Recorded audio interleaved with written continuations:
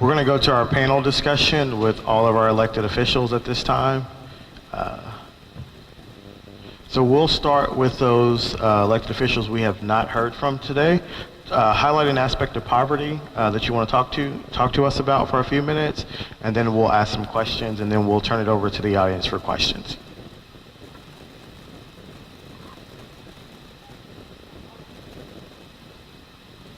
Highlight a couple of things that Travis County is involved in. I know that the mayor spoke of the Middle Skill Initiative and getting those jobs into those sectors where we can really move the needle for individuals who live here in Travis County now. So thank you for mentioning that, Mayor. Also, a few other things. We also have a big affordable housing push at Travis County. I believe that we'll be able to put at least 2,000 affordable units on the ground within the next 4 years, either on property that Travis County owns or in partnership to find funding for private nonprofits on their own property. Also, we have a deep investment in public infrastructure, particularly to the east. We have a bond initiative coming up, and I hope you all will vote for it. If you need some more information about it, please feel free to take a look at the website. It's travisforward.com, and that has about $180 million worth of public infrastructure that includes open spaces as well as safety projects and roadway projects. Almost all of the roadway projects are east of I-35. We have a deep need for public infrastructure to make economic development truly viable in eastern Travis County. We also are working very diligently, and I see some of my mental health folks out in the audience today. We are looking at what we are now calling Intercept Zero, which is not just jail diversion, but arrest diversion for individuals whose underlying criminal activity really is stemming from their mental health disabilities. And when I say mental health disabilities, that includes drug and alcohol addiction. So we will be coming back to you all to give you an update on Intercept Zero and how that's going.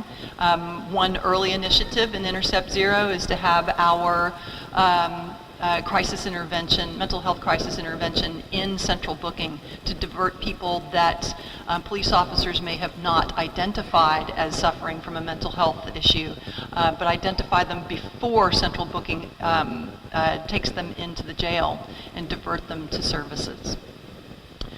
Also, we are, and Commissioner Travillion may want to speak to this, we are looking at ways to fund Cap Metro services beyond the Cap Metro service area, so that we can address the reality that many of the individuals who can no longer afford to live inside the city limits of Austin are moving further to the east and to the northeast, outside the Cap Metro service area.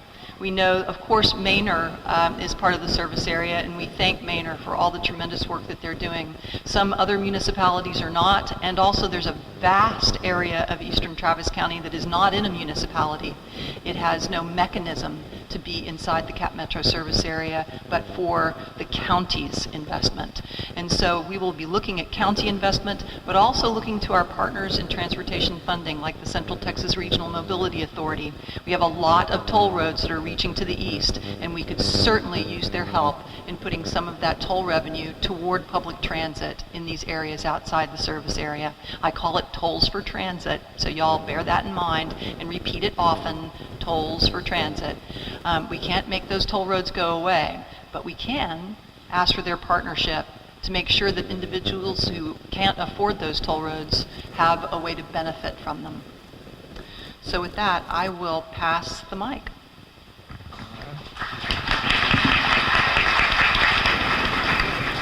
Thank you, Judge. I'm Dolores Ortega, Carter, the County Treasurer, and it is an honor to be here. And you wonder, why is the County Treasurer involved in poverty? Well, as a public servant, that is number one on our list as how do we help in the community. As Commissioner Travillion was talking about, it takes a community, it takes a village to make these programs work that are out there, to make the bond money, to make the bonds pass so that you get the bond money so that you can get the programs and all that. But unless you have a hot meal in your stomach once a day, none of these programs are going to help. What are we going to do about making sure that our children, that according to the Travis County Health and Human Service that you can get online, according to their annual report, we have in Travis County, before you were talking city, in Travis County we have 18% of our children that are under the age of 18. That's 48,676 kids that do not have enough food to eat.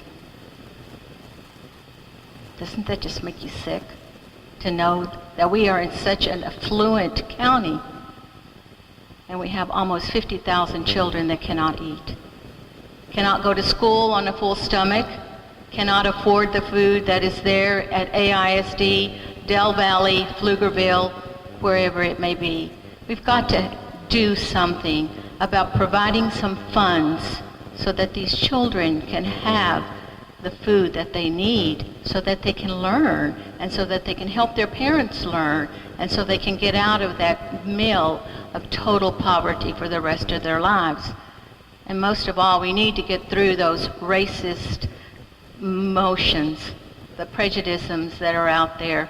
We need to get past that and work as a community to make sure that Travis County, then Austin, Pflugerville, Manor, Jonestown, all these little towns incorporated in Travis County can step up to the plate to make sure that our children are not starving, that they have a way to get to school and to learn. And so that, I believe, is our challenge. And as county treasurer, one of the things that I did when we came in 1987 was there was not a bank in East Austin. So when we went out for a request for proposal and they wanted to be our county depository where we were going to put our millions of dollars, one of the things was, why have you redlined East Austin? And so in order for them to become acceptable for the criteria to be a county depository, they had to show us what they intended to do. And even to this day, when we're working with large banks for our investments and everything, or brokers or whatever, what are you doing to help the poor of Travis County? Are you putting your money where your mouth is as well as taking money from us so you can invest it for us? So we have to hold them accountable. We have to be in partnership as a community to make sure that the people, the constituents, the children, the families of Travis County have a food in their homes, have a home, have transportation, and have health care. Thank you.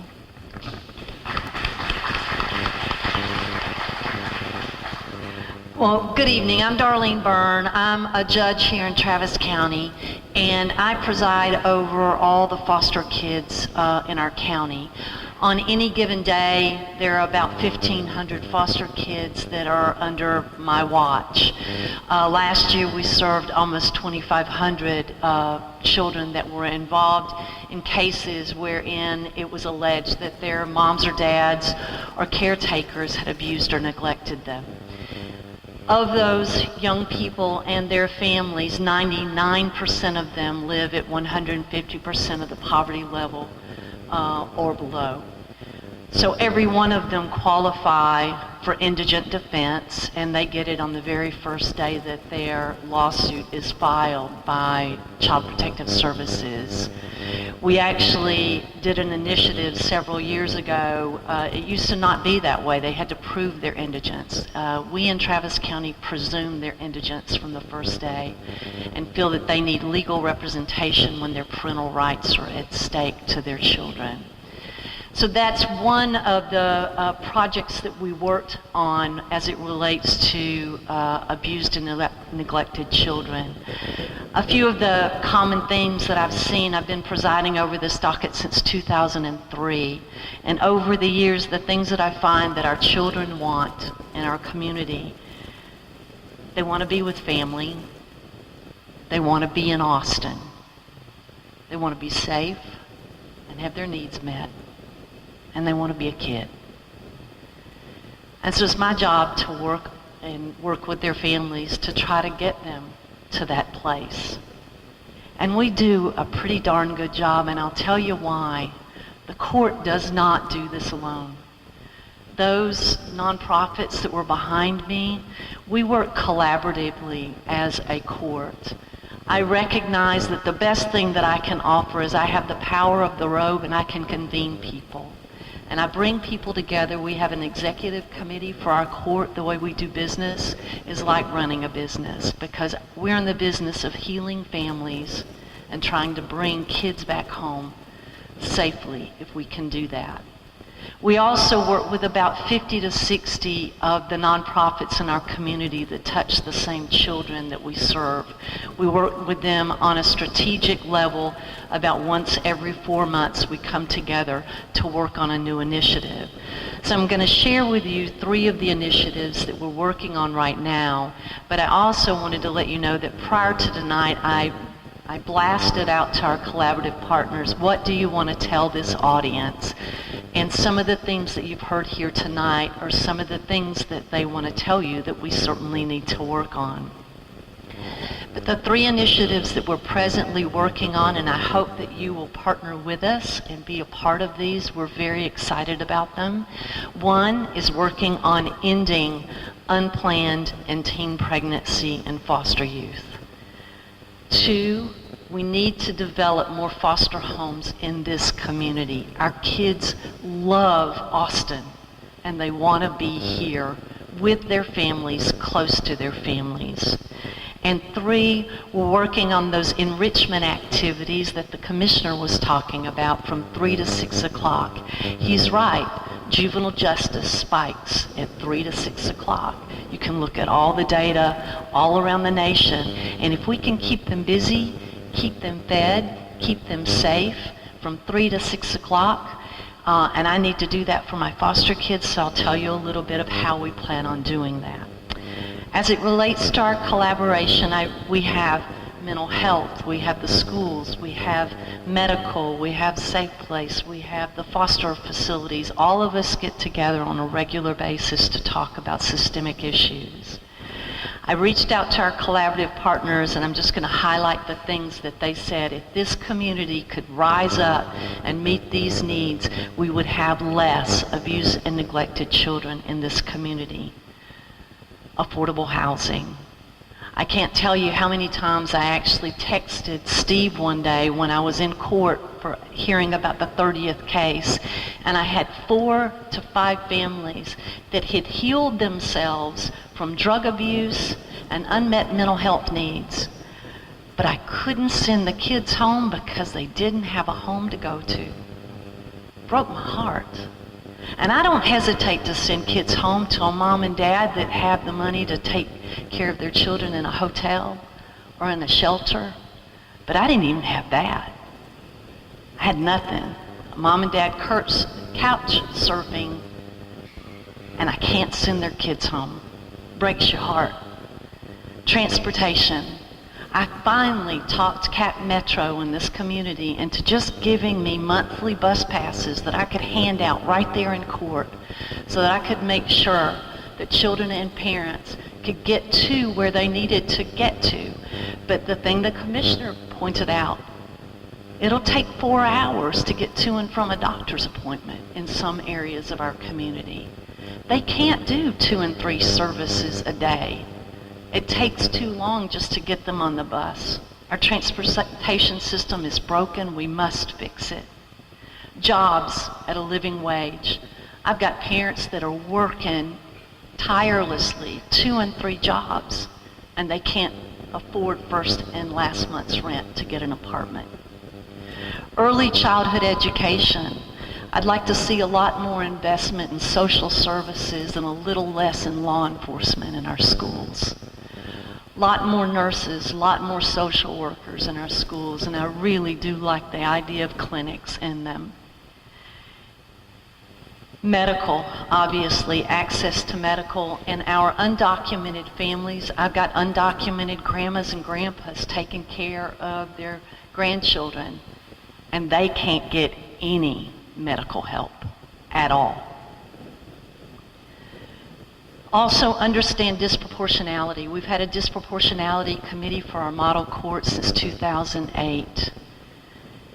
Understand that the criminal justice system disproportionately impacts people of color. And as it relates to that, I have a real challenge for those moms and dads or those grandmas and grandpas to get an apartment. They can't rent one because they were black at 18 or 19 or 20 and picked up a charge and they couldn't pay bail, so they took a guilty plea. We've got to recognize that that's part of our history in the criminal justice system, and we have got to figure out a systemic way where we hire people with records, where we house people with records, because many of those people are black and of color, and it's because of the disproportionality in our criminal justice system that it's impacted them and raised that bar so Thank you. quickly. Thank you, Judge. If I could get to the three things, and I'll tell you quickly, because I want you to come. October 26th, write it down. 1 to 4 o'clock, we'll bring in national speakers from the Annie E. Casey Foundation. We will be at the AT&T Center. Parking will be provided. We've got space for up to 300 to talk about how this community can end unplanned teen pregnancy, and especially among foster youth. We hope to have all of you there. We need your help. In this community, this state is the worst in the nation for 2 or more kids of teenage parents. It is the 5th worst in the nation for teen parents. And when you overlay foster care on that, you can raise that number by another 30%. So it's a crisis, and we are raising those kids in poverty. We need foster homes in this community so my teenagers can stay at home and see the family that they have. I need foster homes for kids that pick up juvenile justice charges and have a charge of sex crimes. I can't find places for these kids. I need foster homes for LGBT kids. There are none. People will not take my children, even in this forward-thinking community. I also am developing an enrichment activity program that we're going to be starting to work with our collaborative partners in the community. And thanks to Mayor Adler, he's connected me with Right Austin, and I'm hopeful that we can break down the barrier of getting my kids to and from after-school activities and back home with a partnership with Right Austin, because transportation is the thing that doesn't allow my foster kids to do soccer, music, band, football, anything but go to and from school. So I look forward to working with you. If you ever want to come to court and observe our court, we have guests all the time. Love to have you. Thanks. Thank you. Buenas noches. My name is Geronimo Rodriguez. I currently serve as the Vice President of the Austin Independent School District Board. You know, and I want to share a couple of comments with you. One is when I read the statistic on 1 in 5 children in poverty, I decided to change my notes and really get personal with you all. When I read that statistic, it's not just a statistic to me. That is me. When I grew up, the first in my family to graduate from high school, college, go to law school. I was a migrant farm worker. My parents still work and harvest potatoes in Oregon. All of my brothers and sisters graduated from high school. And I think for me, I am really cognizant of the fact that we have been able to move out of poverty because of education, because of the jobs that we have. We've gotten a pathway into the middle class, and we need to make sure that we do that for others that are coming behind us. And I will share with you a short story. I just flew in from Washington, D.C. I've been there for the last 2.5 days advocating for health care, which we believe is a right. And there was a young boy who grew up in Texas, and he grew up on a farm, and he loved butter, put it on everything. And he grows up, and he becomes elected United States Senator, and he goes up to Washington, D.C. for his first banquet. And he's up there, and he calls over to the waiter, and he says, "Waiter, I would love an extra pat of butter. I grew up on a farm, put it on everything." And the waiter looked at him, and he says, "I'm really sorry, we're serving over 1,000 people here tonight. I can't get you an extra pat of butter." And the senator looks at him, and he says, "Well, don't you know who I am?" And the waiter said, "No, who are you?" He says, I'm the recently elected United States Senator from the great state of Texas. And the waiter looks at him and he says, well, do you know who I am? And the senator looks at him and he says, no, who are you? And the waiter kind of leans over and says, I'm the man with the butter. Each and every one of you has the butter, the power to make a difference in breaking the cycles of poverty. I have gotten to learn and listen that I am now in a privileged position. And I am called by my faith, and I'm reminded by my faith that I am here with other brothers and sisters who believe that we ought to be doing justice and not just loving mercy and walking humbly on this earth. Justice, to me, means holding us accountable as leaders. I think Jeff and the mayor did a great job of saying that leadership matters. That leadership is important. You all are important to hold us accountable to that, because I believe that education from pre-K to 14 is about justice. I believe supporting the DACA students in our school district is about justice.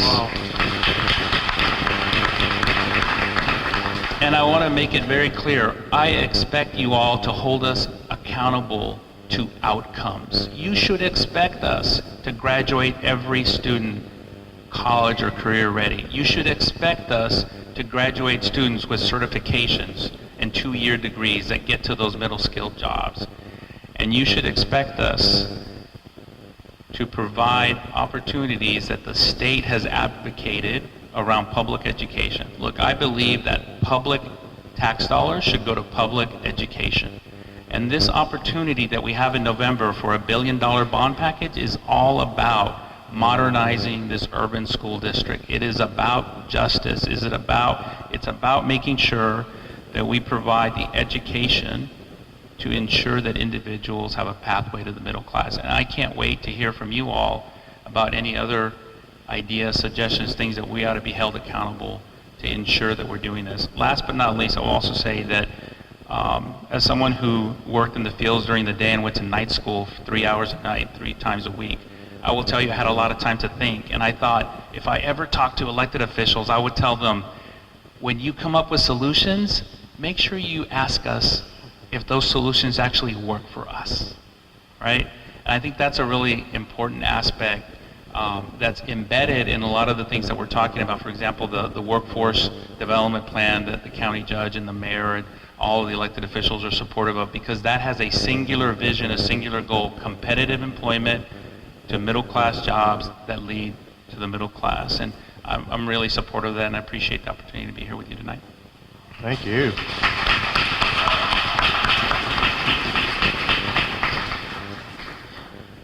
It's a great panel, Vince, you put together to celebrate your birthday, because I feel like whatever, at least I'm batting last, and whatever I have to say builds on what so much of what has been said already.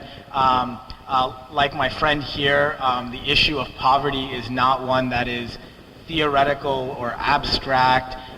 For me, those of you, I've got a lot of friends here in the audience, those of you who have heard me share my own story know that for the first 15 years of my life, I watched my mom mop floors and scrub clothes in a laundromat. Laundromats don't close on Christmas or on Thanksgiving, so she worked virtually 365 days a year, and despite working very, very hard, we struggled to make ends meet. The first time I ever had health insurance was when it was in my financial aid package when I got to college, and I got to college on a Pell Grants and on SEOG grants. So none of this stuff is academic to me. I come to my role on ACC with that perspective, and I come to you tonight with the perspective of being involved with our community college system. As the mayor said, and as Judge Eckhardt in the mayor's report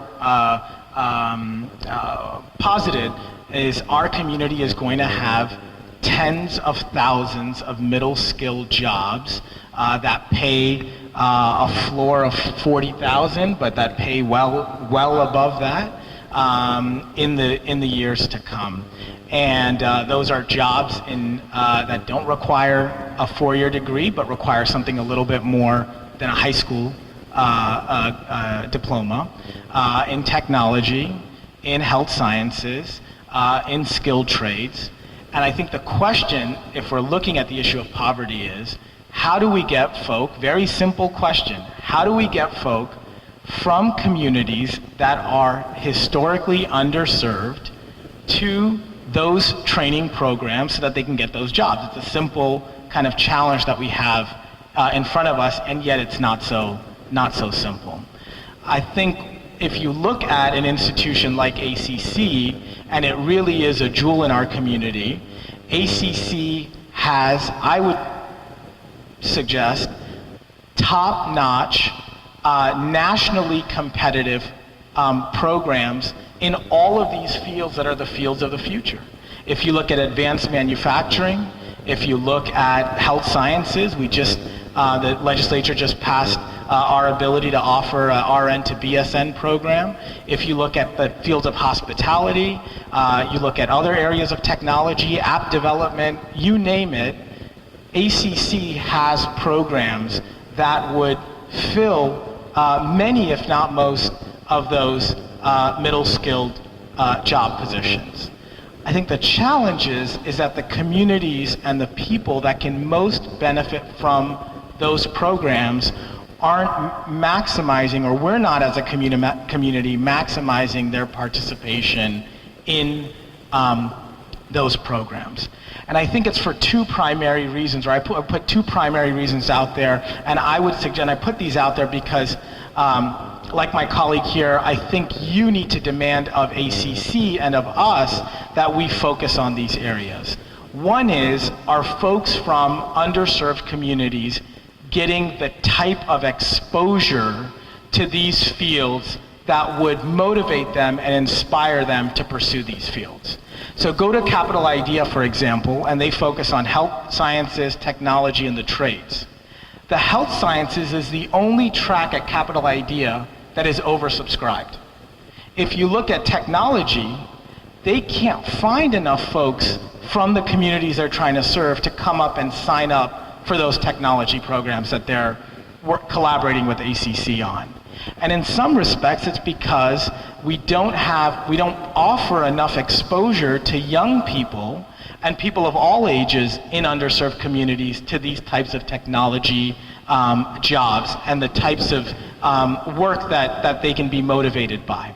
So one of the ideas, a small idea, but I think these are the type of precise ideas that we need to look at, is as ACC is taking this Apple curriculum that has been a wonderful blessing to us, are we offering those in our dual credit programs that are in the high schools, in the communities that don't have enough people pursuing technology? Are we pushing out dual credit programs and early childhood? We've got LBJ, we've got Reagan, that's wonderful, but are we pushing out dual credit offerings in the schools where the communities could benefit from them the most? And I think you need to hold us accountable and push us hard not to take these programs to the schools up in Cedar Park and in Round Rock that are low-hanging fruit, where the parents are itching for early college credits, but you need to push us to bring these programs more and more to the schools that can benefit from exposure to these classes. And we need to be smart on our end, not just to offer generic college courses in these high schools, but to offer courses in technology, in health sciences. Again, we're doing it, but there's much more that we can do that would actually spark an interest in young people to then want to come out of high school, enroll at ACC or enroll wherever they would like, and to continue that trajectory. We need to be much more strategic as a college in terms of what we offer through those programs, so that by the time somebody completes the 12th grade, if hopefully we'll be making it that far, they come out with all of their prerequisites done, ready to hit the ground running in a vocational program. If we're offering generic courses, generic college courses in these high schools, we're missing an opportunity to really inspire and to empower these young people by the time they get that high school diploma.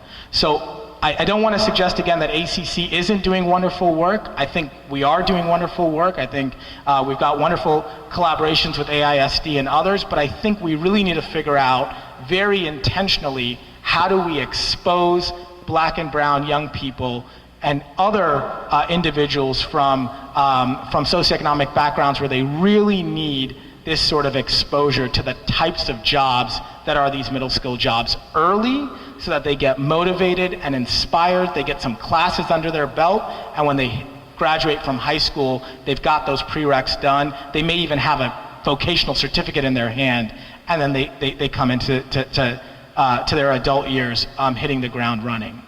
So the exposure piece is one thing, and you all can hold us accountable for pushing into the right schools, providing the data to the community. Where are our dual credit offering? Where are our early high school offerings? Are they in the communities that could benefit the most? So exposure is one. The second thing, and this is going to seem obvious, but it is really where the devil is in the details, is in creating access to those communities to avail these wonderful offerings that ACC has. We've talked about transportation as an example, but there are layers. I think ACC is taking some really important steps, for example, in terms of offering block scheduling. It's something that we take for granted, but if you are a working adult trying to become a nurse and you've got a certain number of prerequisites to take, if you've got a class at 2 o'clock on a Tuesday afternoon and at 10 o'clock on a Friday morning and at 3 p.m. on Wednesday afternoon, you're probably not going to be able to move very quickly with those prerequisites, or you're going to drop out, right? So something like block scheduling that allows you to take all of your prerequisites in the evenings, or all of your prerequisites on Friday evenings and Saturday mornings in our weekend courses, are ways that we can enhance access.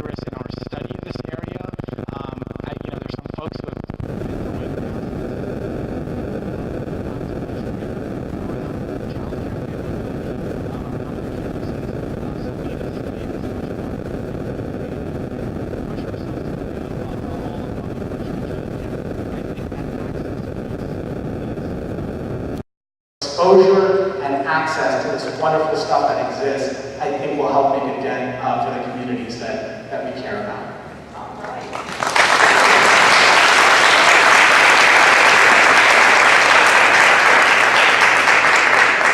And I love hearing the passion on the stage. The passion for our community, that's what this is about. This is about helping.